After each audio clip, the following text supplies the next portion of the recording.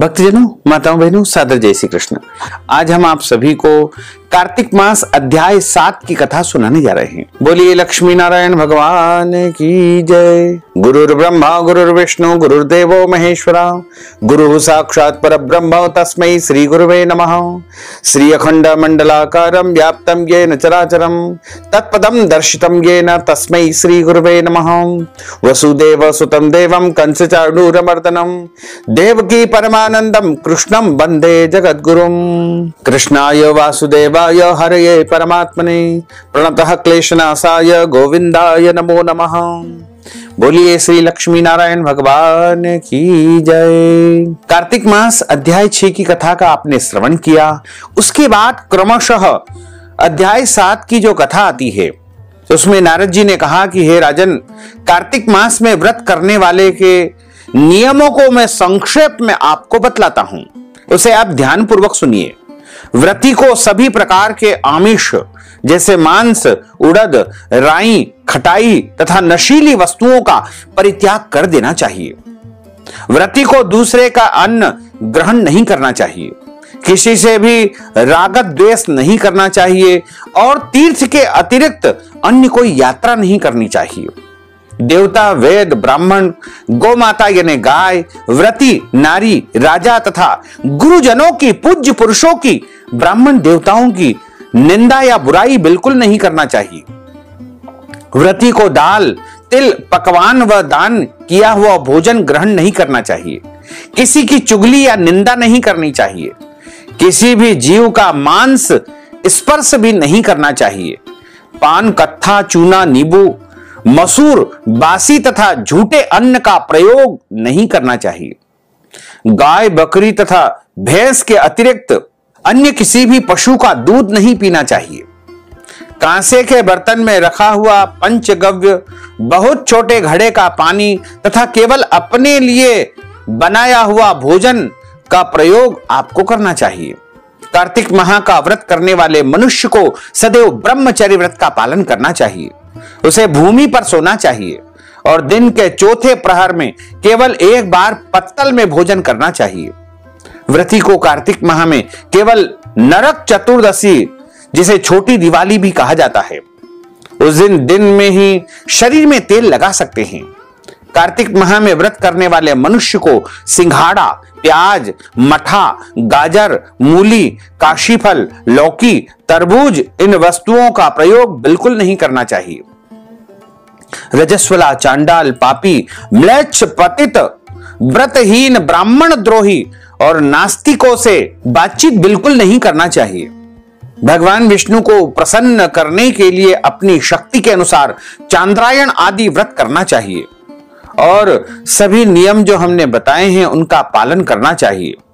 व्रती को प्रतिपदा को कुमड़ा, द्वितीया को कटहल, तृतीया को तरुणी स्त्री, चतुर्थी को मूली, पंचमी को बेल, षष्ठी को तरबूज, सप्तमी को आंवला, अष्टमी को नारियल, नवमी को मूली, दशमी को लौकी, एकादशी को परवल, द्वादशी को बेर, त्रयोदशी को मट्ठा, चतुर्दशी को गाजर तथा पूर्णिमा को शाक का प्रयोग नहीं करना चाहिए।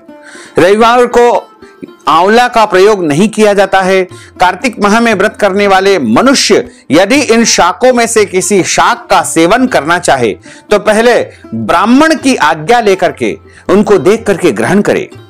यही विधान माघ माह के व्रत करने के लिए भी बताया गया है। देवोत्थानी एकादशी में पहले कही हुई विधि के अनुसार नृत्य, जागरण, गायन, वादन आदि करना चाहिए। इसको विधि पूर्वक करने वाले मनुष्य को देख करके यमदूत ऐसे भाग जाते हैं जैसे सिंह की गर्जना से हाथी भाग जाते हैं। कार्तिक माह का व्रत सभी व्रतों में श्रेष्ठ है। इसके अतिरिक्त जितने भी यज्ञ व्रत है वह 1000 की संख्या में किए जाने पर भी इसकी तुलना नहीं कर सकते हैं, क्योंकि यज्ञ करने वाले मनुष्य को सीधा वैकुंठ प्राप्त होता है।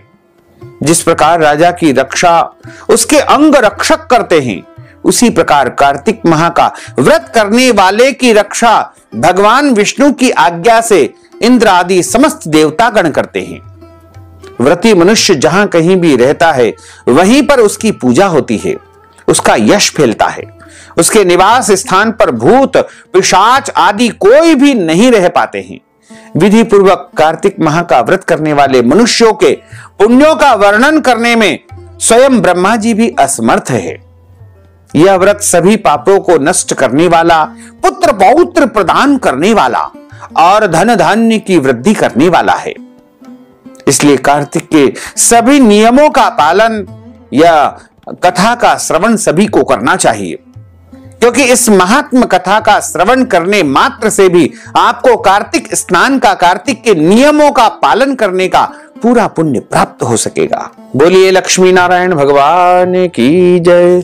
अच्युतम केशवम राम नारायणम कृष्ण दामोदरम वासुदेवम हरे श्रीधरम माधवम गोपिका वल्लभम श्री जानकी नायकम श्री रामचंद्रम भजे जानकी मनोहरम सर्वलोक नायकम श्री शंकरादि सेवितम पुण्य नाम कीर्तनम श्री राम राम राम राम राम नाम तायकम रामकृष्ण वासुदेवा भक्ति मुक्तिदायकम रामकृष्ण वासुदेवा भक्ति मुक्तिदायकम हरे राम राम राम हरे हरे हरे कृष्ण कृष्ण कृष्ण हरे हरे श्री कृष्ण गोविंद हरे मुरारे हे नाथ नारायण वासुदेवा हे नाथ नारायण वासुदेवा हे नाथ नारायण वासुदेवा। बोलिए श्री लक्ष्मी नारायण भगवान की जय। श्री वृंदावन बिहारी लाल की जय। श्री बाल कृष्ण लाल की जय। श्री गिरिराज धरण की जय। श्री श्याम सुंदर यमुने महारानी की जय। जगत गुरु श्री वल्लभाधीश की जय। गोसाई जी परम दयाल की जय। श्री गुरुदेव की जय। लाडले लाल की जय। आज के आनंद की जय। धर्म की जय हो, अधर्म का नाश हो, प्राणियों में सद्भावना हो, विश्व का कल्याण हो, सनातन धर्म की जय हो, गौ माता की जय हो, नगर बस्ती की जय हो, आज के आनंद की जय हो, कल के आनंद की जय हो, परसों के आनंद की जय हो, बरसों बरसों के आनंद की जय हो। ओम नमः पार्वती पते हर हर महादेव हर। काल हर, कंटक हर, दुख हर, दारिद्र हर, आनंद की लहर कर। भक्तजनों, माताओं बहनों, आप सभी से अनुरोध है कि हमारे इस ज्ञानवर्धक वीडियो को अधिक से अधिक लोगों को शेयर करिएगा, लाइक करिएगा, कमेंट करिएगा, और यदि अभी तक आपने सब्सक्राइब नहीं किया है तो अभी और इसी समय सब्सक्राइब कर लीजिए, ताकि इसी प्रकार की ज्ञानवर्धक वीडियो आपको सबसे पहले प्राप्त हो सके। आपको और आपके पूरे परिवार को सादर जय श्री कृष्ण, सादर धन्यवाद।